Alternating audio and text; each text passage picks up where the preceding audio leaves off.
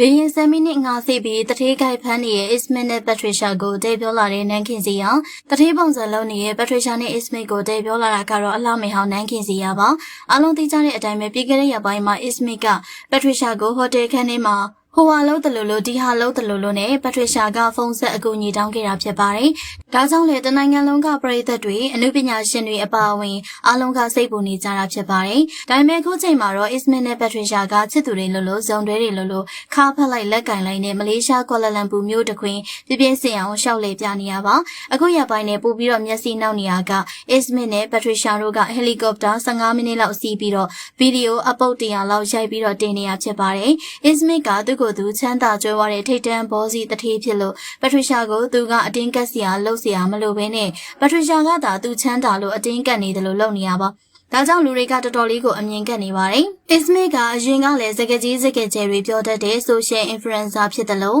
အခု Patricia နဲ့ပြဿနာတက်အပြီးမှာလူအာယုံစိုက်ခံရမှုခံရနေချိန်တထေး high boss ပုံစံဖမ်းနေရပါဒါကိုအမြင်ကက်နေပုံရတာကတော့အလှမဲ့နန်းခင်စရာဖြစ်ပါတယ်။ဒါကြောင့်လည်းဟယ်လီကော်ပတာစီးတာကိုလူထင်ကြီးအောင် Ismit တို့ဗီဒီယိုတင်နေချိန်နန်းခင်စရာကဟယ်လီကော်ပတာ10မိနစ်စီဖို့15သိန်းနာကုန်ကြကြောင်းပညာသားပပနဲ့ပြောခဲ့ရဖြစ်ပါတယ်။ပရိသတ်တို့ကရောလေငါစီပြီးတော့တထေးအောင်ဆောင်နေတဲ့ Ismit တို့ကိုဘယ်လိုမြင်ပါသလဲရှင်အခုလိုသတင်းတွေကိုသိရဖို့အတွက်ကျမတို့ရဲ့ page ကို like and follow လုပ်ပေးခဲ့ပါဦးနော်